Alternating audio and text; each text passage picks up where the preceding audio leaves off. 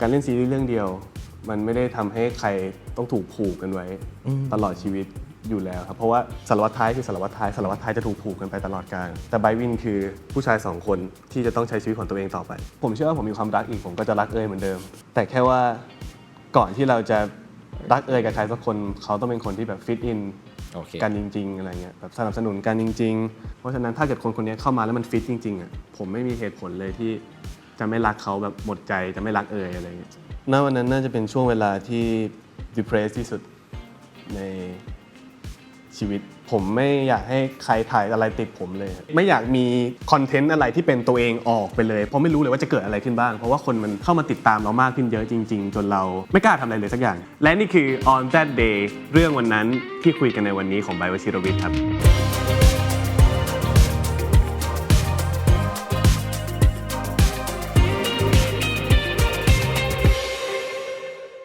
สวัสดีครับไบร์ท สวัสดีครับพี่โกงสิ่งที่เราคุยกันวันนี้อย่างที่บอกเรื่องวันนั้นก่อนจะมาเป็นไบร์ทในวันนี้ดูที่ตรงนี้ก่อนครับภาพรวมในการใช้โซเชียลมีเดียครับ 16.2 ล้านรู้สึกยังไงกับตัวเลขนี้ก่อนฮะชินกับมันเลยครับหมายถึงว่ามันเริ่มอยู่กับมันได้แล้วจริงๆคือถ้าให้เล่าให้ฟังเรื่องตัวเลขเนี่ยผมรู้สึกว่าจุดสำคัญที่ทำให้ยอดมันเยอะขนาดนี้ก็น่าจะเริ่มต้นจากTogether the Series ใช่ไหมครับผมมีคนฟอลประมาณ 500,000 ใช่ไหมครับจาก 500,000 ขึ้นมาถึงแบบ6ล้าน8ล้านอะไรแถวๆนี้ครับไอ้ช่วงแรกที่ขึ้นน่ะคือช่วงที่เรารู้สึกแตกต่างที่สุดคือมันเป็นช่วงที่เหมือนปรับตัวยากเหมือนกันในการใช้โซเชียลอะไรเงี้ยที่บอกว่าไม่ชินมันไม่ชินขนาดไหนอ่ะโอ้ไม่ชินเลยครับคือมันมีคนจำนวนมากขึ้นหลากหลายกลุ่มมากขึ้นมา follow เราใช่ไหมครับบางอย่างที่เราอาจจะเคยโพสแล้วมันโอเคเนี่ยมันอาจจะไม่โอเคสำหรับ follower กลุ่มใหม่ๆที่มันกว้างขึ้นและอะไรอย่างเงี้ยคิดว่าสิ่งที่แสดงให้เห็นอยู่บนนี้มีความเป็นไบรท์อยู่ในนี้กี่เปอร์เซ็นต์ผมว่าน้อยลงเยอะเหมือนกันครับถ้าเทียบจากช่วงแรกใช่มันคือเดี๋ยวช่วงแรกๆเดี๋ยวเราไปดูกันว่ามันเปลี่ยนไปขนาดไหนเอาความแตกต่างที่เห็นได้ชัดเลยก็คือมันจะมีงานที่เป็นงานมาร์เก็ตติ้งมากขึ้นโอเค 2-3 รูปก็จะมาร์เก็ตติ้ง1รูปช่วงชิงพื้นที่ในโซเชียลผมไปเยอะเหมือนกันโอเคเวลาก่อนจะโพสอะไรแต่ละอย่างต้องคิดกับมันมากน้อยขนาดไหนมันจะมีสิ่งที่เราต้องคำนึงถึงอยู่อะไรเงี้ยครับอย่างเช่นว่าการระมัดระวังในการโพสอะไรที่มันเป็นคอนฟลิกต์อันนี้คือเรื่องหนึ่งที่เป็นเรื่องใหม่เลยบางทีอาจจะเป็นเรื่องของสมมุติว่าแต่ก่อนเราอาจจะมีคำหยาบมีอะไรแต่คือณวันนี้มันก็ต้องทำอะไรให้มันมีความเป็น proper มากขึ้นเพราะว่าคนมันเยอะขึ้นอะไรอย่างเงี้ยสนุกขนาดไหนกับการเล่นโซเชียลมีเดียเราจินตนาการไม่ออกเลยว่าคนที่มียอดผู้ติดตาม 16.2 ล้านคนเขาจะสนุกกับการเล่นโซเชียลมีเดียอย่างไรได้บ้างถ้าจากใจเลยผมว่ามันสนุกน้อยลงจากตอนที่เราเป็นเด็กมันกลายเป็นเหมือนเราต้องคิดเยอะไปหมดอะไรอย่างเงี้ยครับแล้วก็เหมือนมันไม่ใช่ของเรา 100% เหมือนสมัยก่อนนะใช่เรารู้สึกว่ามันเหมือนเป็น personal branding เขารู้สึกเป็นแบรนด์มันคือแบรนด์โอเคมันคือแบรนด์อันนี้คือแบรนด์ Bright จากเครื่องมือบันทึกความทรงจำที่ไว้สื่อสารกับเพื่อนคอมเมนต์กันไปกันมามันน้อยลงครับโอเคแล้วมันจะมีแบบนี้ป่ะนอกจากบางรูปที่เราอยากลงเราลงไม่ได้บางคำเราลงไม่ได้มันจะมีบางช่วงมาที่ไม่อยากลงช่วงนี้แต่ก็ต้องลงมันเข้าไปเพราะว่านี่มันคือการบริหารโซเชียลมีเดียของเราต้องมีความเคลื่อนไหวตลอดเราพูดเรื่องนี้อย่าเป็นเรื่องธรรมดาแล้วเข้าใจมันมากๆนะมันมีแบบนั้นใช่ไหมมีครับมีคืออย่างเช่นแบบสิ่งที่เกิดขึ้นอย่างหนึ่งคือเรารู้สึกว่าด้วยความที่เรามีลูกค้าด้วยอะไรอย่างนี้ใช่ไหมครับผมก็รู้สึกว่าเราอยากให้เปอร์เซ็นต์ความเป็นตัวเราหรือว่าความเป็นไลฟ์สไตล์ความเป็นไบค์เนี่ยมันยังเป็นเปอร์เซ็นต์ส่วนใหญ่อยู่แต่ถ้าเกิดว่าเราลงลูกค้าที่ติดกันหลายวันอย่างเงี้ยฉันอยากจะเอาชีวิตฉันเข้าไปแทรกมันบ้างไม่ให้มันแบบเป็นกลายเป็นเหมือนไม่มีอะไรที่เป็นเราเลยไปซะหมดอะไรอย่างเงี้ยโอเคพยายามบาลานซ์มันอยู่พยายามบาลานซ์ไม่ว่าจะตัวเลขมันขนาดไหนก็ตามใช่ครับโอเคลองกลับมาดูเลยฮะสิ่งที่เราคุยกันทั้งหมดเมื่อกี้มันเป็นยังไงบ้างไอ้ความเปลี่ยนแปลงของเราไปทั้งหมดนี่คือภาพแรกใน Instagram อันนี้เขียนไว้ว่าหน้าโคตรอึนตอนป .4 เล่าความรู้สึกอันนี้ให้ฟังหน่อยตอนที่ลงมันเป็นครั้งแรกทำไมถึงเป็นรูปนี้และช่วงเวลานี้มันคืออะไรฮะฟิลเตอร์เก่ามากทุกคนที่เล่น Instagram ในช่วงเวลานั้นนะต้องผ่านฟิลเตอร์นี้เลยรู้สึกจ้าบมากตอนนั้นภาพนี้คือเป็นภาพที่ผมแข่งดนตรีครั้งแรกครับเป็นตอนนั้นอายุประมาณ10 ขวบตอนที่เราไปแข่งดนตรีที่จังหวัดสุพรรณบุรี3 จุกเวทีแรกแล้วก็ได้รางวัลด้วยตอนเด็กๆรู้สึกพราวมากที่เหมือนวงผมจะเด็กมากแบบทุกคนจะแบบ11 12 13อะไรเงี้ยแล้วเวลาเราไปแข่งกับม.ปลายแบบรุ่นอายุไม่เกิน18 ปี20 ปีอะไรเงี้ยครับแล้วแบบเราก็รู้สึกว่าวงเราก็พอได้รางวัลอะไรเงี้ยเราก็รู้สึกว่าดนตรีก็เป็นสิ่งที่เราชอบแล้วก็ทำได้ดีครับตอนนั้นทำไมถึงเริ่มตั้งวงทำไมถึงเริ่มอยู่สิ่งนี้จริงๆบ้านผมเป็นโรงเรียนสอนดนตรีครับวงที่เล่นด้วยกันก็คือนักเรียนที่มาเรียนที่โรงเรียนนี่แหละแล้วก็แต่ละคนก็จะ สมมติแบบมือกลองก็คือเด็กที่ตอนนั้นก็คือเรียนกลองเก่งที่สุดในโรงเรียนนะคืออย่างเท้าความที่ผมเล่นเบสเพราะว่าผมไม่ได้เรียนเบสมาก่อนด้วยแต่ด้วยความที่อยู่โรงเรียนที่สอนดนตรีเขาก็อยากให้ผมเล่นเป็นทุกอย่างแล้วเบสพื้นฐานมันคือเหมือนกีตาร์ผสมกับจังหวะกลองครับเหมือนตอนนั้นไม่มีคนมาเรียนเบสเลยครับเป็นความแปลกมากอย่างหนึ่งคือไม่ค่อยจะมีนักเรียนคนไหนเดินเข้ามาในโรงเรียนแล้วก็บอกว่าผมจะเรียนเบสครับภาพต่อมาครับ อันนี้จำได้ครับอันนี้คือถ้าจัดงานแรกในวงการของผมจริงๆคือรายการ Strawberry Cupcake ใช่ไหมครับแต่ก่อนหน้านั้นก่อนที่ผมจะมาเซ็นกับ Strawberry Cupcake เนี่ยผมได้ไปแคสซีรีส์เรื่องหนึ่งแล้วก็กำลังจะทำซีรีส์เรื่องนั้นแล้วเขาก็อยากจะมีโปรเจกต์คล้ายๆแบบทำ cover ของนักแสดงก็เลยเป็นภาพนี้มาเป็นผมร้องเพลงกับน้องคนหนึ่งแต่ว่าคลิปนี้สุดท้ายไม่ได้ถูกปล่อยและซีรีส์ก็ล่มไปก็คือไม่ได้ใช้แต่ว่าอันนี้ก็คือเหมือนเป็นก้าวแรกๆที่เริ่มจะเข้ามาทำงานในวงการบันเทิงตอนนั้นความรู้สึกตอนนั้นที่โปรเจกต์มันไม่ได้เกิดขึ้นเรารู้สึกยังไงกับมันบ้างเรามองว่าไม่ได้รู้สึกว่าอยากจะเป็นนักแสดงเต็มตัวอะไรเรารู้สึกว่าตอนนั้นคือเราเหมือนหารายได้เสริมรู้สึกว่าเราทำได้เราก็อยากลองทำแล้วก็ด้วยความที่ซีรีส์เรื่องนี้ผมแบบเหมือนเล่นเป็นแบบเอ็กซ์ต้า8อ่ะคือในเรื่องจะมีกลุ่มหนึ่งที่เป็นกลุ่มแบบเป็นกลุ่มผู้ชายประมาณ 8-9 คนซึ่งไม่ได้มาบ่อยด้วยนานๆมาทีแล้วผมอยู่ในกลุ่ม9คนอีกทีนึงคือแบบไม่ได้รู้สึกเสียดายอะไรขนาดนั้นนะตอนนั้นใช่ครับแล้วก็อยู่ในช่วงรอยต่อกำลังว่าจะทำไม่ทำก็มีเหมือน Strawberry เข้ามาทับทามผมพอดีก็เลยเหมือนเก่งงั้นเราไปทางนั้นก็ได้อันนี้อีกหนึ่งเหตุการณ์ที่รู้สึกว่าเนี่ยแหละไอความเป็นไบรท์ที่มันเริ่มเปลี่ยนไปเนี่ยมันอาจจะมาร์กแต่ตอนนั้นแล้วก็ได้นะแบนไปสัตว์เนี่ยอะไรอย่างเงี้ยนี่แหละมันคือสิ่งที่เปลี่ยนไปลองเล่าช่วงเวลาในตอนนี้หน่อยฮะจะเป็นช่วงมัธยมหรือว่าเนี่ยช่วงเวลานั้นเราเป็นแบบไหนภาพนี้มันคืออะไรบอกไปจะไม่เชื่อครับอันนี้คืออาจารย์ได้ส่งงานผมจำไม่ได้ว่าเป็นวิชาอะไรอาจจะเป็นฟิสิกส์หรืออะไรสักอย่างแต่เหมือนเขากำลังจะยืนระยะว่าแบบการอยู่ใกล้อยู่ไกลจะได้ขนาดภาพที่ต่างกันอะไรเงี้ยแล้วก็เหมือนให้ถ่ายภาพส่งลง IG แล้วก็ผมก็ได้ภาพนี้มาทำกับเพื่อนเป็นงานคู่กันอะไรเงี้ยครับความสนุกสนานของมันชีวิตเรามันเป็นยังไงช่วงม.ปลายใช่ไหมครับจริงๆผมเป็นนักเรียนที่ไม่ค่อยอยู่ในโรงเรียนเท่าไหร่คือด้วยความที่เราทำงานตั้งแต่ม.3 ใช่ไหมครับแล้วเราก็จะมีเพื่อนนอกโรงเรียนเยอะจะไม่ค่อยได้ใช้เวลาอยู่ในเตรียมเยอะเท่าไหร่คือผมจะใช้ชีวิตอยู่ข้างนอกค่อนข้างเยอะรูปแรกก็คือเป็นวงดนตรีที่ผมเล่นกันตอนสมัยอยู่เตรียมอุดมตอนนั้นรู้สึกว่าทำไมเราถึงชอบกิจกรรมพวกนี้นะมันมีหลายอย่างจริงนะกำลังกายเตะบอลฟุตบอลใช่ไหมครับฟุตบอลนี่คือบ้าคลั่งมาตั้งแต่เด็กเหมือนกันครับเด็กๆนี่คืออยากเป็นนักฟุตบอลเลยอะไรเงี้ยตอนประถมผมจะเรียนเยอะมากเป็นเด็กนักเรียนแบบเป็นตัวแข่งขันเลยอะไรเงี้ยแต่พอเข้าสวนกุหลาบปุ๊บเราเหมือนดีแตกเลยแบบไม่เรียนแล้วอยากเตะบอลอยากเป็นนักบอลมากเลยก็เตะบอลแล้วก็แบบชอบมาจนถึงช่วงม.ปลายแล้วช่วงม.ปลายก็คือลงทีมจะเป็นนักบอลโรงเรียนตอนเตะบอลเล่นตำแหน่งอะไรเล่นอะไรก็ได้ที่ไม่ใช่เกมรับครับ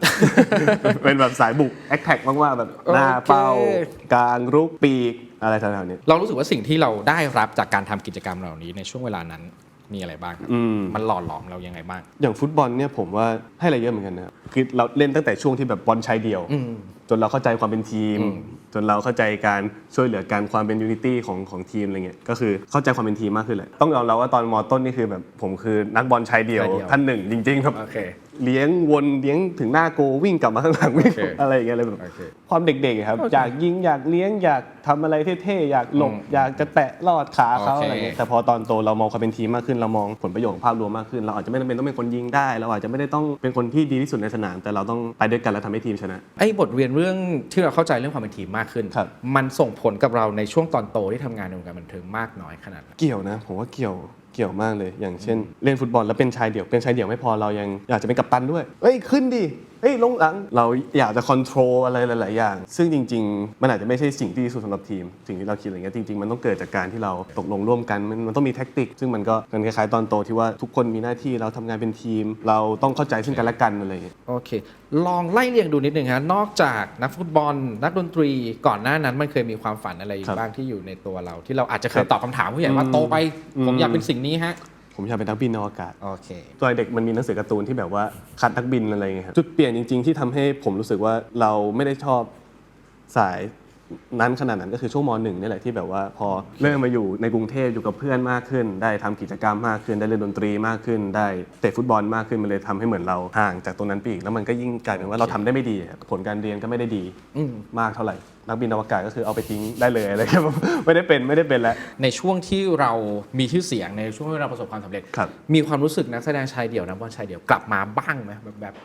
โอ้ไม่เลยครับต้องยอมรับว่าก่อนที่เล่นขั้นกูครับถึงเราจะเคยผ่านมาหลายๆผลงานแต่เราก็ยังมองตัวเองว่าเป็นนักแสดงหน้าใหม่อยู่นะเพราะว่าเราไม่ได้เล่นบทหลักหรือไม่ได้เล่นอะไรที่มันต้องแบกรับหรือว่าต้องใช้สกิลการแสดงเยอะๆเราแค่แบบเป็นตัวประกอบบ้างเป็นอะไรบ้างแต่ว่าเรื่องที่เราเล่นเต็มๆหนักๆเยอะๆจริงๆเรื่องขั้นกูอย่างเงี้ยมันเป็นแค่แบบเรื่องที่2อะไรอย่างเงี้ยเองที่แบบบทมันเยอะแล้วเหมือนเรารู้สึกว่าการเข้าไปในกองเราอยากไปเรียนรู้เราอยากไปแบบเรารู้สึกว่าทุกคนเก่งกว่าเราหมดเลยมีรุ่นเวลาอยู่ในกองถ้าเป็นเรื่องการแสดงเรื่องอะไรเงี้ยผมจะรู้สึกว่าผมค่อนข้างตัวเล็กอยากจะขอคำแนะนำจากผู้กำกับหรืออะไรเงี้ยก็ตามแต่ผมจะเป็นคนถามเยอะมากกับผู้กำกับเลยครับใช่ครับ มาเรื่องการแสดงรีแคปสั้นๆ แต่ละผลงานแล้วกันเริ่มจากภาพนี้ก่อนเลยครับ ภาพนี้น่าจะเป็นผลงานในวงการบันเทิงชิ้นแรกเลยครับอันนี้คือเริ่มก่อนเป็นพิธีกรด้วยคือ Strawberry Cupcake อะครับก่อนที่เขาจะเริ่มเปิด EP ที่เป็น EP รายการอะเหมือนเขามีการรีแบรนด์ทำเหมือนเป็นโปรเจกต์ซีรีส์4เรื่อง4คู่อันนี้คือ1ในเรื่องของผมก็คือเรื่องแรกเลย ครับ ใช่เป็นเรื่องเกี่ยวกับนักวิ่ง สิ่งที่เรานึกขึ้นได้นึกถึงตัวเราแบบไหนที่เรานึกถึงเหตุการณ์ รู้สึกดื้อมากเลย ดื้อโอเค รู้สึกดื้อมากเลยครับ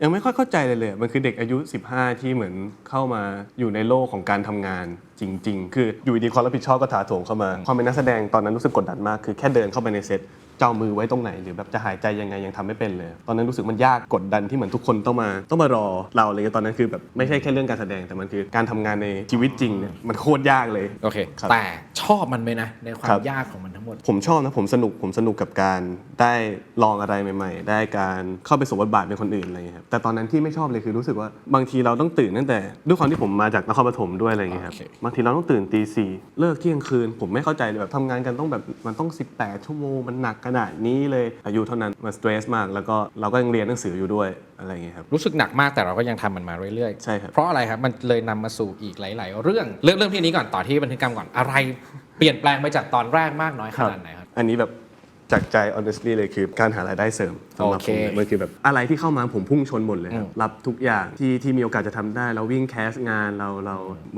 มือนเรามีแรงด i ฟเ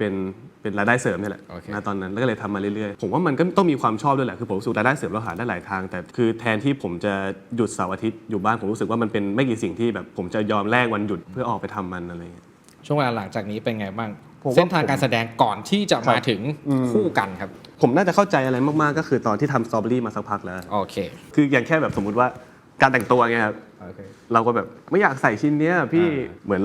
เรายังอยากเป็นตัวเองมากๆ เราเป็นเด็กเราแบบเราไม่เข้าใจว่าเอ้ยรายการเขามีธีมเขามีโทนจะแต่งเราจะแต่งตัวแบบเป็นตัวเอง 100% ไม่ได้ ต่อมาครับสองเรื่องนี้ อันนี้น่าจะเป็นเรื่องที่ทำให้ผมรู้สึกชอบการแสดง โอเค มากๆและเป็นเรื่องที่เหนื่อยมากน่าจะเป็นช่วงเวลาที่ผมใช้ร่างกายหนักที่สุดในชีวิตคือเรื่องนี้เลยก็คือที่เรื่อง ICU ครับ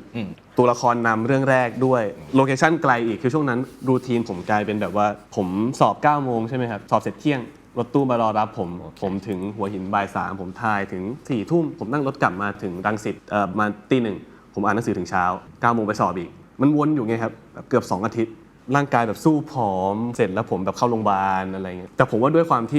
มที่ผมชอบมันด้วยแหละผมถึงแบบสู้มาจนเสร็จขนาดนั้นอะไรเงี้ยสิ่งที่คิดได้ตอนหลังจากนั้นคือเรารู้สึกว่าวิศวะอาจจะไม่ใช่เราแหละคือเราไม่ได้เหนื่อยกับการไปถ่ายแต่เราเหนื่อยกับการอ่านหนังสือสอบเราไม่เอนจอยกับสิ่งนี้เลยอะไรเงี้ยก็เป็นจุดเริ่มต้นที่ทำให้เดินกลับไปบอกแม่ว่า ผมชอบสิ่งนี้ผมอยากลองทำงานในวงการบันเทิงไบร์ทขอดรอปได้ไหมปีหนึ่งขอพักปีหนึ่งเพื่อไปมุ่งทำตรงนี้จริงๆจะลองทำให้เต็มที่จะลองคว้าทุกโอกาส แล้วดูว่า1 ปีเนี่ยผมจะสามารถอยู่กับตรงนี้ได้ไหมอะไรอย่างเงี้ยครับซึ่งแม่ก็ให้ โอ แม่ก็ เค ให้ เราไปเจอจุดอะไรในเรื่อง ICU อะครับที่ทำ ครั ให้ บ รู้สึกว่าเฮ้ยเราชอบมันแล้ว เราอยากลองเดิมพันกับมันแล้วทั้งที่มันเหนื่อยมากเลยนะเราไปเจอจุดอะไรเขา ผมว่าชีวิตผมเหมือนหลงทางมาประมาณนึงเลยครับในช่วงประถมคือผมเรียนหนังสืออย่างเดียวเลยครับเรียนหนังสือแบบเรียนจันทร์ถึงอาทิตย์เลยอะแม่มองว่าผมต้องเป็นหมอจะต้องเป็นวิศวะจะต้องเป็นอะไรสักอย่างที่มันเป็นวิชาสายวิทย์นะครับสอบเข้าวิศวะอะไรเงี้ยแต่แบบสุดท้ายแล้วมันไม่ใช่สิ่งที่เราชอบจริงๆนะครับผมไม่เคยอยากตื่นไปเรียนพิเศษ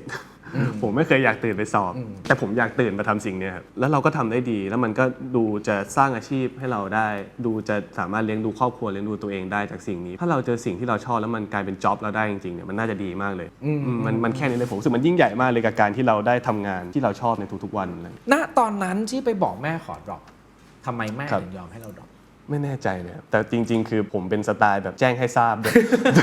ไม่คือ ไม่ได้ขอ คือณวันนั้นถ้าเขาไม่เข้าใจผม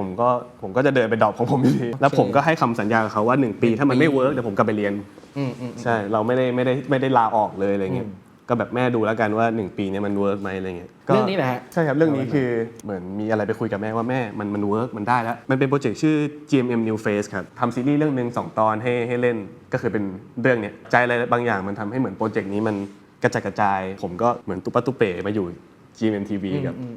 กับตรงนี้อะไรเงี้ยครับตอนนั้นที่บอกว่าเริ่มมีอะไรไปคุยกับแม่ว่าไงบ้างครับก็มีเล่าให้ฟังว่าเหมือนได้เซ็นสัญญาแล้วนะอยู่กับค่ายที่โอเคเดี๋ยวเขาก็จะมีงานป้อนให้ต่อเดือนอะไรเงี้ยครับแล้วผมก็คำนวณจริงๆก็มีการคำนวณในหัวว่าแม่ถ้าใบเป็นวิศวะนะใบเรียนจบ4 ปีออกมาสตาร์ท 20,000ใบทำรายการแม่เดือนหนึ่งไปทำงาน3 วันเอง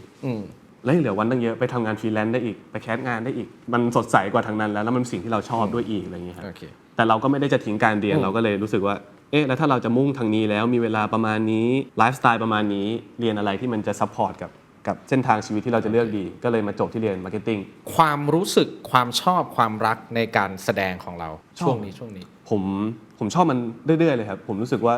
ยิ่งเราโตขึ้นยิ่งเราเจอบทที่หลากหลายขึ้นมันมีอะไรที่เรายังอยากทำอีกผมรู้สึกว่ายิ่งผมโตขึ้นไปอีก30 35 40ผมเชื่อว่ามันจะมีบทที่ท้าทายบทที่น่าสนใจเข้ามาอีกเรื่อยๆในแต่ละช่วงวัยซึ่งผมแบบตื่นเต้นมากๆกับสิ่งที่จะได้ลองทำต่อไปมาที่อีก1 จุดสำคัญ เราลองนึกดูแบบนี้ถ้าเรามองกลับไปที่ภาพนี้มองไปที่ความรู้สึกนี้มีความรู้สึกอะไรบ้างที่มันเปลี่ยนไปที่เราคิดกับเหตุการณ์วันนั้นไม่เหมือนเดิมอะไรที่แตกต่างน่าจะเป็นพวกผม2 คนนี่แหละครับเปลี่ยนแบบว่าเปลี่ยนกันไปเยอะเลยรูปเนี้ยจะเป็นรูป reference ทุกครั้งที่เวลาผมอยู่กับวินใช่ไหมครับแต่สมมติว่าผมแบบวินถ่ายรูปกันแล้วก็ถ่ายปั๊บแล้วผมก็จะแบบเรามาไกลเหมือนกันนะพวกเราก็โตขึ้นเหมือนกันนะแล้วผมก็จะชอบเปิดภาพนี้มาเทียบกับภาพที่เราถ่ายปัจจุบันว่าแบบณวันนั้นเนี่ยรูปแรกของเรา2 คนกับณวันนี้เราผ่านอะไรกันมาเยอะเหมือนกันเนาะจากเด็ก2 คนที่แบบไม่รู้อะไรเลยแบบโอเคจากเด็ก2 คนที่ไม่รู้อะไรเลยคิดว่าณวันนี้ครับมันกลายเป็นเด็ก2 คนหรือเป็นอะไร2 คนที่จุดๆครับผมมองว่าทั้งผมและวินเราเหมือนเรารู้อะไรมากขึ้นแล้วเราผมกับวินที่เหมือนกันอย่างหนึ่งคือเรา2 คนอยากจะให้งานมันออกมาดีมากๆเลยครับยิ่งพอเราได้เรียนรู้ตรงนี้ได้ทำอะไรมากขึ้นเรารู้สึกว่าเราจัดการอะไรกับมันได้ดีขึ้นมากกว่าตอนที่เป็นเด็กเยอะมากๆคือก็แอบมีความคิดว่าถ้าเราล่างตอนนี้ก็ไปอยู่ตอนนั้นเอาสิ่งที่เรารู้สิ่งที่เราได้บทเรียนมาณตอนนี้กับอยู่ตอนนั้นเราได้จัดการอะไรได้ดีขึ้นกว่าตอนนี้เยอะเหมือนกันเปลี่ยนไปเยอะมากๆครับผมเคยคิดเลยว่าถ้าวันนี้ผมได้เจอผู้ชายคนนี้ครับเนี่ยในไบร์ท วชิรวิทย์ณตอนนั้นคุยกันตอนนี้คือคงผมมีอะไรจะด่ามันเยอะมาก คือคุยกันน่าจะคุยกันไม่รู้เรื่องประมาณนึงเลยคือตอนนั้นผมใช้ชีวิตแบบเราไม่มองอนาคตเท่าไหร่คือเรามองประมาณนึงแต่มันไม่ได้มองไปไกลเท่าไหร่อยากให้มองไกลกว่านั้นอยากให้ใช้เวลาให้มันคุ้มค่าให้เป็นประโยชน์กว่านั้นคือตอนที่มีเวลามีอะไรอยากทำตั้งเยอะก็ไม่ทำเอาแต่เล่นพอวันนี้อยากจะทำอะไรตั้งเยอะมันไม่มีเวลาแล้วอะไรอย่างเงี้ยอยากจะกลับไปบอกว่าแบบอยากทำอะไรทำเลยอยากจะเรียนรู้อะไรอยากจะไปที่ไหนไป อย่าปล่อยเวลาให้มันเสียเปล่าเพราะว่าณวันหนึ่งที่มันผ่านมาแล้วมันเอาเวลาคืนมาไม่ได้แล้วก็ณวันนี้ก็ไม่มีเวลาไปทำอะไรที่อยากทำสักเท่าไหร่กิ๊บบอกว่าเด็ก2 คนนี้เปลี่ยนแปลงไปโดยสิ้นเชิงฮะอะไรที่ยังเหมือนเดิมไม่เคยเปลี่ยนทั้งสำหรับไบรท์และวินเลยที่เรารู้สึกถ้าของผมก่อนผมยังรู้สึกว่าผมมีความรับผิดชอบขึ้นผมเข้าใจอะไรมากขึ้นผมปล่อยวางอะไรหลายๆอย่างได้มากขึ้นแต่ว่าผมยังรู้สึกเป็นเด็กตัวโตที่สนุกกับทุกอย่างที่เป็นเรื่องใหม่อยู่โอเคคือหลายๆครั้งจะมีคนถามผมว่าเหตุการณ์นั้นเหตุการณ์นี้มันทำให้ผมรู้สึกแก่ขึ้นไหมผมรู้สึกว่าผมไม่แก่ขึ้นเลยผมรู้สึกว่าผมเหมือนเป็นเด็กที่แค่ตัวโตขึ้นแล้วก็ต้องมีความรับผิดชอบเยอะขึ้นเฉยๆแต่ยังสนุกกับทุกสิ่งยังแบบยังเป็นเด็กตัวใหญ่ๆคนนึงอยู่อะไรเงี้ยครับเรื่องที่วินไม่เคยเปลี่ยนเลยครับคือเขาเก่งมาโดยตลอดเลยครับจริงๆเขาเก่งมากครับแล้วเป็นคนเข้มแข็งผมรู้สึกว่าเขาก็แบกรับอะไรเยอะเหมือนกันไม่น้อยกว่าผมถึงมันอาจจะดูมันอาจจะคนละอย่างกันแต่ผมเชื่อว่าความรู้สึกที่มันต้องแบกรับมันไม่ต่างกันและเขาแฮนเดิลกับมันได้ดีมากๆเหมือนเราอยู่ด้วยกันเรารู้ว่าเขาเจออะไรในชีวิตบ้างอะไรเงี้ยซึ่งเขาแฮนเดิลมันได้ดีมาตลอดเป็นคนเก่งครับน้องมันเก่งมากครับจริงๆเป็นคู่ที่คุยกันพวกเรื่องความเปลี่ยนแปลงการต้องรับมือกับสิ่งต่างๆปัญหาที่มันเกิดขึ้นเป็นเรื่องที่คุยกันเรื่องพวกนี้ในแบบ personal กันมากน้อยขนาดไหนคุยกันบ่อยเลยแหละแล้วรู้สึกว่าเป็นคนที่คุยกันและเข้าใจที่สุดเราต่างรับรู้สิ่งที่เกิดขึ้นกับเขาแทบตลอดเวลาแล้วเขาก็รู้เรื่องของเราแทบตลอดเวลาอะไรเงี้ยมันเลยเป็นเพื่อนคุยกันเรื่องพวกนี้เยอะเหมือนกันครับสมมุติใครสักคนหนึ่งมีปัญหาสมมติเป็นไบร์ทมีปัญหาแล้วไบร์ทจะคุยกับวินอะไรบางอย่างลองจำลองบทสนทนาหรือซิทูเอชันที่มันจะเกิดขึ้นได้ฟังได้ไหมพวกผมเป็น2 คนที่ไม่เคยนั่งคุยกันว่าเราจะมีสเปซกันเท่าไหร่มันรู้กันได้เองว่าณเวลาไหนคุยกันณ ณเวลาไหนต้องปล่อยให้อยู่คนเดียวคือผมกับวินจะมีมุมส่วนตัวด้วยกันทั้งคู่คือวินจะแบบสมมติว่ามีคนจะเข้ามาคุยกับผมอะไรสักอย่างแล้ววินบอกอย่าเพิ่งตอนนี้อย่าไปคุยกับมันวินจะรู้หรือว่าตอนที่วินทำอะไรอยู่แล้วผมรู้ว่าถ้ามีคนจะเข้าไปกวนแล้วผมก็จะรู้ว่าอย่าเพิ่งคุยกับวินคือเหมือนรู้กันเองครับมันผมสองคนค่อนข้างซิงกันมากๆอย่างน่ากลัวเหมือนกัน อย่างเช่นแบบสมมติถ้าพูดเรื่องการทำงานหรือว่าต้องพูดสคริปต์อะไรสักอย่างถ้าเกิดผมทำกับคนอื่นหรืออะไรเงี้ยมันจะมีตะกุกตะกักแบ่งไม่เท่าอะไรผมกับวินคือเทคเดียวได้เทคเดียวได้แบ่งได้ทุกคนรู้จังหวะหายใจพูดประโยคนี้พร้อมกันนะผมรู้จำเบอร์จังหวะหายใจว่าพูดยังไงพร้อมกันมันซึมกันมากๆคือเรารู้จังหวะการทำงานไปหมดอะไรเงี้ยครับรู้สึกว่าอะไรทำให้มันเกิดความรู้สึกแบบนี้ได้ไม่ว่าเราอยู่กับใครก็ตามแล้วเขาเป็นพาร์ทใหญ่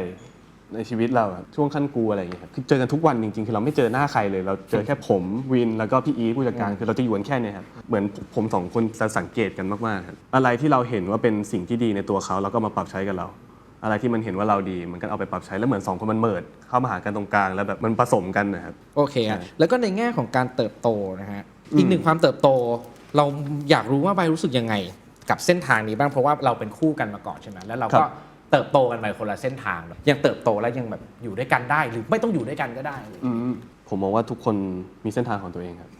บแล้วก็ผมแฮปปี้มากๆที่มีเหมือนแบบมีแฟนๆรักผลงานในของพวกผมสองคนแล้วก็เห็นพวกผมแบบอยู่ด้วยกันเป็นเพื่อนที่ดีต่อกันอะไรครับผมกับวินรู้กันแต่แรกแล้วว่าเราสองคนมีความชอบที่ไม่ได้เหมือนกันในเส้นทางอาชีพนี้อะไรเงี้ยเรารู้ว่าเดี๋ยวมันก็ต้องมีงานที่ผมไปทำของผมด้วยวินไปทำของผมด้วยแต่ว่าไอ้ความเป็นเพื่อนกันหรือไอ้ความสนิทไอ้ความที่มีงานร่วมกันอยู่มันไม่มีทางหายไปแน่นอนก่อนที่มันจะเป็นแบบนี้ได้เราสองคนเคยกลัวไหมครับว่ามันอาจจะเป็นแบบนี้ไม่ได้ความหมายความว่าก็คือเราอาจจะไม่สามารถแยกกันได้แล้วคนอื่นไม่แฟนคลับไม่ยอมรับคนอื่นไม่ยอมรับเพราะว่าเหมือนพอเราเป็นไบรท์วินแล้วเราจะต้องเป็นไบรท์วินไปตลอดกาลทุกวันนี้บางคนแบบคิดว่าไบรท์วินเป็นคนเดียวกันอะไรแบบนั้นก่อนที่มันจะแยกย้ายกันไปแบบนี้ได้เราเคยกลัวว่ามันจะไม่เป็นแบบนี้ได้ไหมจริงๆไม่เลยครับผมมองว่าการเล่นซีรีส์เรื่องเดียวมันไม่ได้ทำให้ใครต้องถูกผูกกันไว้ตลอดชีวิตอยู่แล้วครับเพราะว่า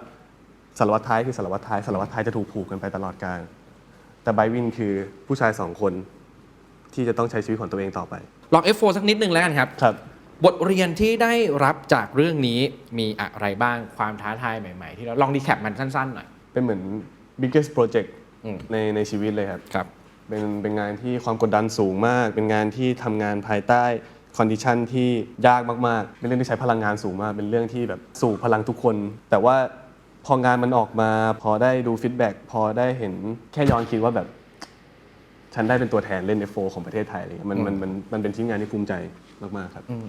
บคาแรคเตอร์ครั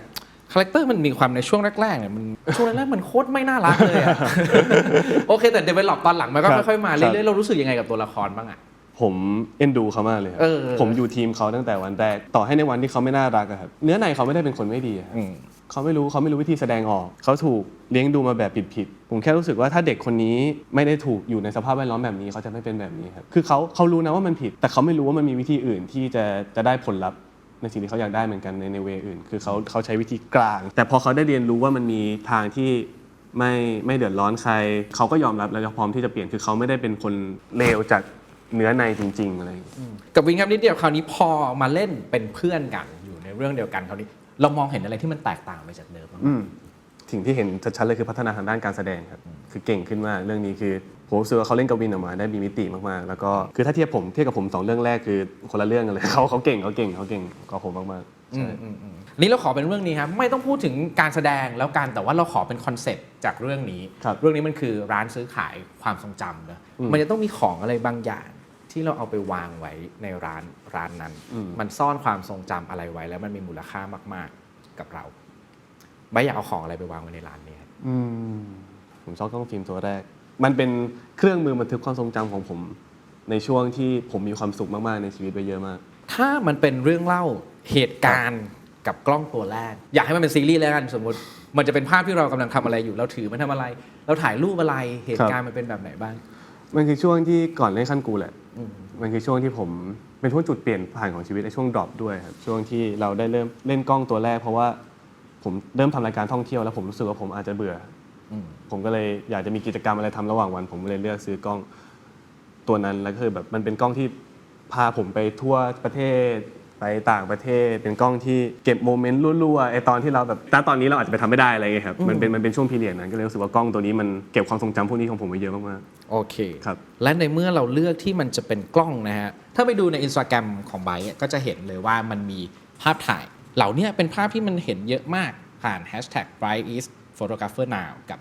ใน IG อันนึงคือ I saw it before ครับ นะนอกจากที่เราเล่าเมื่อกี้การถ่ายภาพมันสำคัญกับไบรท์ณทุกวันนี้ยังไงบ้าง ครับ ทำไมเราถึงชอบถ่ายมันนะ หนึ่งคือผมว่ามันก็คือไดอารี่ของผมนะครับเราก็อยากจะเก็บความทรงจำหลายๆโมเมนต์ของเราไว้หนึ่งในวิธีที่ผมเลือกเก็บความทรงจำก็คือเนี่ยถ่ายภาพคือเวลาเราเห็นภาพ เราจะจำได้เลยว่าไอตอนเราถ่ายภาพเนี้ยเราทำอะไรอยู่เราอยู่ที่ไหนณวันนั้นมันว้ายเป็นยังไงอะไรเงี้ยมันได้เตือนตัวเองแล้วก็ผมชอบมากเวลาเราลุ้นถ่ายรูปในกล้องฟิล์มแล้วพอมันออกมาสวยเราจะแฮปปี้มากๆมันจะแฮปปี้กว่าตอนเราเห็นเหมือนอะไรที่เราต้องรอนิดนึงครับแล้วมันดีมันมีคุณค่ากับจิตใจมากกว่า จริงจังเนิร์ดใช้คำว่าเนิร์ดดีกว่าเนิร์ดกับการศึกษาเกี่ยวกับการถ่ายภาพขนาดไหนฮะ ไม่เลยครับ ไม่เลยโอเค มันจะมีคนบางกลุ่มที่แบบว่าฉันไปทะเลฉันจะใช้ฟิล์มนี้ถ้าฉันไปวัดฉันจะใช้ฟิล์มนี้ไปคาเฟ่ฉันจะใช้ฟิล์มนี้แต่ผมจะชอบมั่วฟิล์มคือผมรู้สึกว่าฟิล์มบวกสถานที่บวกแดดบวกความรู้สึกฉันวันนั้นจะออกมาเป็นอะไรก็ไม่รู้แต่เดี๋ยวมาดูกัน อันนี้คือความเอนจอยของการถ่ายฟิล์ม โอเคอะไรคือสิ่งสำคัญที่ทำให้ไบรท์จะเลือกกดชัตเตอร์สักหนึ่งครั้งอะ ผมชอบรูปที่มันมี feeling หรือมันมี movement อยู่ในนั้นนะครับคือ I saw it before มันมาจากผมหันไปเจอแล้วผมรู้สึกอะไรบางอย่างกับมันแล้วผมรู้สึกว่ามันสวยด้วยความรู้สึกนี้ฉันอยากจะ capture มันไว้แล้วให้ทุกคนได้ดูด้วยว่าฉันเห็นสิ่งนี้มาก่อนแล้วฉันก็จะกลับมาดูด้วย I saw it before มันมี2ความหมายคือฉันเห็นแล้วฉันจะให้เธอดูกับฉันเห็นสิ่งนี้มาก่อนฉันจะได้จำได้ อะไรประมาณนี้ ถ้างั้นลองไล่ไปทีละภาพเอาเท่าไม่แน่ใจว่าจำได้มากน้อยขนาดไหนลองไล่ดูพร้อมกับแคปชั่นเริ่มที่ภาพนี้ก่อน Crying Angel ครับจำได้ไหมฮะทำไมถึงกดถ่ายภาพนี้ครับ แค่รู้สึกว่าสวยเลยอันนี้คือผมไปทำงานที่คาเฟ่ของพี่ใหม่ในคาเฟ่เขาก็จะมีมุมสวยๆเยอะอะไรเงี้ยผมก็เดินถ่ายหลายอย่างเร็ววันนั้น แต่ว่าสุดท้ายมาสะดุดกับอันนี้ที่สุดคือมันเป็นเหมือนน้ำพุอ่ะแล้วน้ำมันตกลงมาตอนแรกเรามองว่านางฟ้าคนนี้ผมรู้สึกว่าเขายิ้มอยู่ แต่พอถ่ายรูปออกมาแล้วมันเป็นบวกกับไอ้น้ำที่มันไหลลงมาผมก็รู้สึกว่าเขาร้องไห้อะไรเงี้ยก็เลยเหมือนได้แคปชั่นนี้ออกมาอะไรเงี้ยคือจริงๆตอนถ่ายรูปเราความหมายบางทีมันมาหลังจากเราเห็นภาพเหมือนกันมันอาจจะไม่ได้มาตอนที่เราแคปเจอร์ตอนแรกเลยอะไรเงี้ย ภาพต่อไปครับ ครับ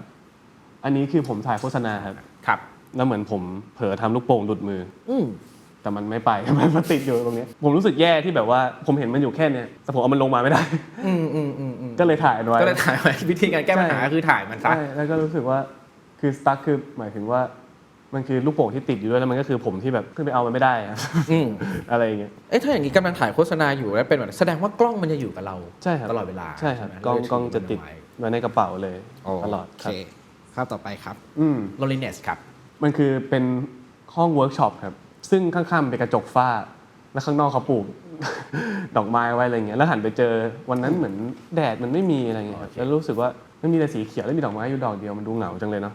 ก็เลยหยิบกล้องขึ้นมาถ่ายแล้วภาพมันก็เหงาอย่างที่คิดจริงๆครับ โอเคครับ ภาพต่อไปครับ cover ครับ ภาพนี้คืออะไรครับ คือจริงๆก่อนหน้านี้รู้สึกถ่ายรูปสนุกกว่านี้นิดนึงคือเพราะเราเดินทางไปหลาย ๆ ที่ในช่วงที่ก่อนที่จะงานเยอะเหมือนตอนนี้ครับแต่พอ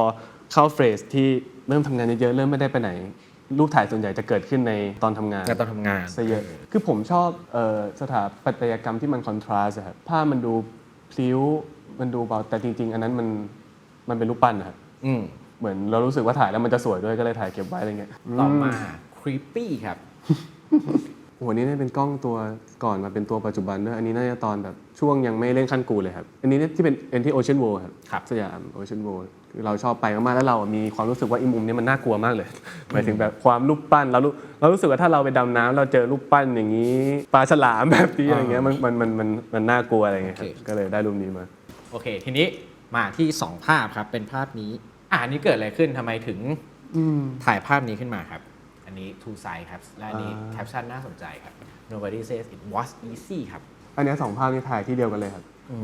คือหน้าสวนจตุจักร ครับ มันเป็นช่วงแรก ๆ ที่ผมเริ่มเข้าอยู่ในกรุงเทพเยอะขึ้นครับมันคงเป็นความโชคดีของผมที่ผมได้ใช้ชีวิตมาตั้งแต่อยู่ต่างจังหวัดเราได้เห็นโลกแบบหนึ่งเข้ามาอยู่ในกรุงเทพได้เจอเพื่อนที่หลากหลายขึ้นได้เห็นชีวิตคนในอีกพาร์ทหนึ่งคือมันแตกต่างกันอย่างสิ้นเชิงมากๆมันเป็นคำถามในใจตลอดเวลาถึงไอ้ความแตกต่างขนาดนี้ทั้งๆที่มันลดห่างกันชั่วโมงเดียวคนคือ คนคือคนละไลฟ์สไตล์คนละ mindset คนละ behavior กันหมดเลยอะไรเงี้ยแล้วเราสงสารคนที่เขาลำบากมากๆจริงๆอะไรเงี้ยแล้วพอเห็นรูปนี้เราสะเทือนใจที่แบบมันมีทั้ง BTS มันมีคนขึ้นรถเมล์มันมีคนขับรถส่วนตัวแล้วมันมีคนที่ไม่มีบ้านนอนด้วยซ้ำอะในรูปเดียวอะ แล้วภาพนี้แหละครับ เช่นกันครับ ใกล้ๆกันผมรู้สึกว่าตามแคปชั่นเลยครับชีวิตมันไม่ได้ง่ายครับไม่ว่าจะกับใครก็ตามอะไรเงี้ยแต่รู้สึกว่าเราก็ต้องสู้แล้วก็ทำมันต่อไปอย่างเงี้ยซึ่งผมเห็นคุณลุงคนนี้บ่อยมากเท่าที่ผมจำได้คือผมจำได้ว่าเขาเป็นคนที่มีความสุขเขายอมรับได้ที่มันจะไม่ง่ายครับ โอเคแคปชั่นคำนี้ครับกับความรู้สึกของไบร์ทรู้สึกยังไงบ้างครับมันรีเลทกันยังไงบ้างคำนี้ผมเชื่อในเรื่องหนึ่งมากๆว่าความลำบากหรือว่าความทุกข์ทุกคนมีความทุกข์หมดไม่ว่าคุณจะสบายแค่ไหนหรือคุณจะอยู่จุดไหนของสังคมก็ตามนะครับไม่มีใครง่ายหรอกครับกับชีวิตครับผมว่าชีวิตคือเรื่องยากครับ จริงๆไม่ว่าจะเป็นเฟสไหนพาร์ทไหนอะไรก็ตามทุกคน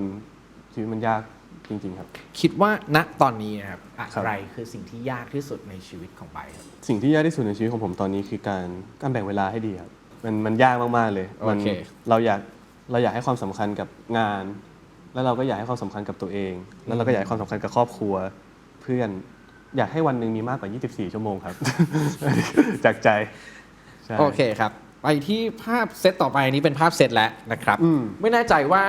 ทันสังเกตตัวเองไหมว่าเป็นคนถ่ายภาพคู่เหล่านี้ เยอะมากนะฮะ ไม่ใช่แค่ภาพคู่อย่างเดียวแคปชั่นต่างๆ ก็ can we grow old together นะฮะ ครับ will be อันนี้น่าจะถ่ายใกล้ๆกัน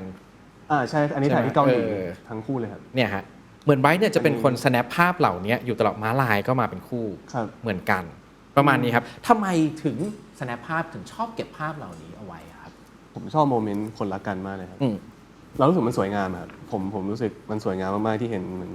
คนสองคนอยู่ในโมเมนต์ร่วมกันในซิทูเอชันในโลเคชันที่มันสวยอะไรเงี้ยคือเห็นทุกครั้งมันอดไม่ได้ที่จะยกกล้องขึ้นมาถ่ายจริง แล้วก็แคปชั่นด้วยนะ มันเหมือนเราถ้าบอกว่าเราชอบเห็นภาพเหล่านี้อ่ะแล้วเรารู้สึกว่าไบร์ทก็จะมีความรู้สึกกับสิ่งเหล่านี้ ครับ เหมือนกันมันคือเนี่ยฮะความรักมันอยู่ทุกที่มันคือการตั้งคำถามกับความสัมพันธ์ เราจะเติบโตไปด้วยกันอย่างนี้ได้ตลอดไปไหมอะไรเงี้ยคำถามเหล่านี้มันสำคัญยังไงหรือว่าไบร์ทคิดกับพวกมันมากน้อยขนาดไหนยังไง ถ้าในมุมมองความรักของผม ถ้าเรารักใครสักคนคือผมจะไม่ได้มองแค่ว่าเราจะอยู่กันปี 2 ปีฉันจะต้องเลิกกับเธออะไรก็ตามมันจะมีคำถามเนี่ยครับในทุกครั้งที่มีความรักคือ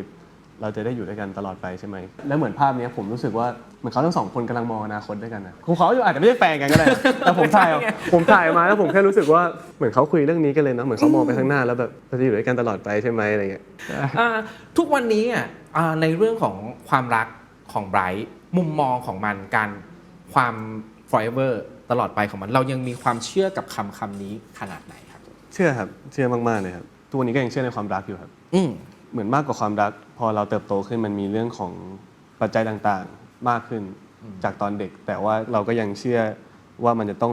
มีคนนั้นอยู่แน่ๆ คิดภาพตัวเองอยู่โดยที่ไม่มีความรักในบั้นปลายได้ไหมไม่ได้เลย คิดไม่ออกเลยครับ ทำไมถึงมีภาพของความรักที่ชัดเจนขนาดนั้นความรักมันดียังไงมันสวยงามมันสำคัญกับไบร์ท ผม ขนาดไหนอ่ะ คือเวลาผมมีความรักใช่ไหมครับเขาจะเหมือนเป็นเซฟโซนจริงๆอะเราจะเป็นอะไรก็ได้ เป็นคนที่มีมุมบางมุมที่มีให้กับคนรักคนอย่างเดียวครับเพื่อนก็จะไม่ได้เห็น ครอบครัวก็จะไม่ได้เห็นใช่ โอเค มันมีพาร์ทบางพาร์ทที่มันจะแสดงออกได้เฉพาะในพื้นที่ที่มันเป็นเซฟโซนของความรัก ใช่ครับเหมือนว่า ประมาณ น่าจะเป็นคนที่เราอ่อนแอได้ด้วยมากที่สุดเหมือน ทำไมเราถึงรู้สึกว่าพื้นที่ของความรักมันเป็นเซฟโซนที่เราจะสามารถแสดงความอ่อนแอได้ เรื่องนี้โอ้โหคนมองหลากหลายมากนะบางคนความรักเอาไว้แสดงความสุข บางทีความรักเอาไว้สำหรับความหวาน ครับ การอะไรก็ได้ทำไมถึงเป็นความอ่อนแอครับสำหรับไบร์ท ผมเชื่อว่าความรักคือการร่วมทั้งทุกข์และสุขครับคือผมจะเป็นคนค่อนข้าง ไม่ค่อยอยากเอาเรื่องหนักๆไปให้ใคร ถ้าผมเจอเรื่องอะไรหนักๆผมจะไม่บอกที่บ้าน ผมรู้สึกว่าเขาจะเป็นห่วงเขาจะอะไรหรือว่ากับเพื่อนอะไรเงี้ยผมก็จะไม่ได้อยากเอาเรื่องหนักๆไปให้เพื่อนแต่ผมรู้สึกว่าถ้าจะมีใครสักคนหนึ่งที่ผมอยากแชร์ก็จะเป็นคนที่จะอยู่ข้างๆผมไปตลอด และผมก็อยากให้เขาแชร์เรื่องพวกนั้นมาให้ผมเหมือนกันอะไรเงี้ยผมรู้สึกว่า มันเหมือนเป็นเทอราปีอย่างหนึงครับผมความรักมันคือแบบมันไม่มีอะไรมาแทนมันได้ครับความรู้สึกผม แล้วถ้าอย่างนี้ในวันที่เราไม่มีความรักหรือเราไม่มีพื้นที่เซฟโซนตรงนั้นไอความอ่อนแอของเรามันจะไปทางไหนต่อ คุยกับแมวครับ มันก็ อย่างชีวิตผมโตมาแบบมีความรักมาตลอดเพิ่งเคยไม่มีความรักคือช่วงเนี้ยที่ทำงานช่วง 2-3 ปีที่ผ่านมาเนี่ยครับมันก็เรียนรู้ที่จะเข้มแข็งด้วยตัวเองได้มากขึ้นแล้วก็ปล่อยวางอะไรได้มากขึ้นแต่ก่อนมันอาจจะต้องระบายต้องมีคนอะไรแต่เดี๋ยวนี้เราปล่อยวางมันด้วยตัวเองได้มากขึ้นซึ่งความรักมันยังสวยงามเสมอไม่ว่าเราจะมีมันหรือไม่มีมันใช่ครับก็ต่างใช่ครับแล้วเปลี่ยนแปลงไหมความมุมมองความรักของมันในช่วงที่เราอาจจะเมื่อก่อนเราเคยมีมันมาตลอดเรารักมาตลอดกับช่วงเวลาที่มันไม่มีเรามีมุมมองเปลี่ยนแปลงไปกับคำนี้บ้างไหมเรารักได้ครับผมเชื่อว่าผมมีความรักอีกผมก็จะรักเหมือนเดิมแต่แค่ว่าก่อนที่เราจะรักกับใครสักคนเขาต้องเป็นคนที่แบบฟิตอินกันจริงๆอะไรเงี้ยแบบสนับสนุนกันจริงๆผมรักไลฟ์สไตล์ผมในวันนี้มากๆผมรู้สึกผมจะอยู่กับมันไปได้อีกนานผมมีความสุขกับมันมากๆคือถ้ามันฟิตจริงๆอ่ะคืออันนี้คือผมรู้สึกว่าผมสามารถใช้ไลฟ์สไตล์นี้ผมจะอยู่กับอาชีพนี้อยู่กับสิ่งนี้ไปได้อีกนานมากๆในชีวิตเพราะฉะนั้นถ้าเกิดคนนี้เข้ามาแล้วมันฟิตจริงๆอ่ะผมไม่มีเหตุผลเลยที่จะไม่รักเขาแบบหมดใจจะไม่รักอะไรเงี้ยแล้วพอเป็นอย่างเงี้ยไม่ว่าจะด้วยงานที่มันเยอะขึ้นไม่ว่าจะด้วยชื่อเสียงไม่ว่าจะด้วยความเป็นไบรท์วชิรวิทย์นะทุกวันนี้มันทำให้เรามีความรักยากขึ้นด้วยไหมครับผมว่าใช่ครับใช่เลยครับหนึ่งคือเขาต้องเข้าใจงานเราคือผมเชื่อว่าทุกคนไม่ได้เข้าใจงานในวงการบันเทิงโอเคเพราะว่าเราก็ต้องเจอคนเยอะอะไรเงี้ยครับเวลาเนี่ยแหละคือผมว่าจริงๆเรื่องที่สำคัญที่สุดคือเวลาครับเราจะมีเวลาให้เขาน้อยมากๆคือผมมองว่ามันอันหนึ่งคือเรายากที่จะทำความรู้จักใครมากขึ้นเรายากที่จะมีเวลาไปยิ่งเราอยากจะได้คนที่ฟิตอินจริงๆแต่เราไม่มีเวลาไปเรียนรู้ใครครับ มันก็เลยทำให้เราโอเคทำงานไปก่อนใช่คือมันก็เลยแบบน่าจะเป็นตรงนี้แหละที่ทำให้มันคงยังไม่มีความรักสักทีในเร็วๆนี้อะไรอย่างเงี้ยโอเคอาจจะต้องรอผ่านเฟสนี้ไปก่อนเพราะว่าเราชอบที่อย่างน้อยเรารู้ว่าเรารักไลฟ์สไตล์ช่วงนี้ของเราเหลือเกินนะครับหลายๆผลงานย้อนกลับมาครับเรื่องเพลงและกันนะครับเป็นเรื่องที่เราพูดตรงๆว่าชอบคุยกับไบเรื่องเพลงนะ เรารู้สึกว่ามันจะมีกิมมิคหรือว่ามีอะไรซ่อนอยู่ในนั้นเสมอนะครับอันนี้ลองกลับไปที่เพลง Lost and Found ก่อนที่จะไปพูดเรื่องข้างในเราเห็นใต้คอมเมนต์นะครับมันคือไปพิมพ์ไว้บอกว่า Song from my soul ครับขยายความคำนี้หน่อยสิครับจริงๆคำนี้ผมเอามาจากพี่เฟยพัทราผมก็ส่งไปพี่เฟยแชร์ให้หน่อยพิมพ์แคปชั่นให้ Song from his soulแล้วเขาก็ส่งมาเป็นไงกูไว้ดีไหมต้องส่งกลับมาให้ดูด้วยว่ากูทำให้มึงขนาดนี้เลยนะส่งกลับมาให้ดูด้วยว่าแบบแคปชั่นดีไหมอะไรเงี้ยแล้วผมก็คำมันสวยดีว่ะก็เลยขอยืมหน่อยละกันเป็น Song from my soul โอเคเพราะฉะนั้นมันมาจากวิญญาณมาจิตวิญญาณของเราขนาดไหนครับเพลงนี้เราตั้งใจกับมันขนาดไหนมันคือทุกอย่างที่เป็นเราเลยครับสตอรี่เนื้อเรื่องมูดแอนด์โทนสไตล์เพลงมันตรงกับโซลของผมจริงๆอะไรเงี้ยผมก็เลยรู้สึกว่าเนี่ยเป็นเพลงแรกที่ลูกรักของผมในบรรดาลูกหลายๆคนอันนี้ลูกรักฟังซ้ำแล้วซ้ำอีกรักขนาดไหนซ้ำไอ้ที่ว่าซ้ำแล้วซ้ำอีกมันซ้ำขนาดไหนหลงไหลมันขนาดไหนเพลงนี้คือเพลงเนี้ยผมเป็นคน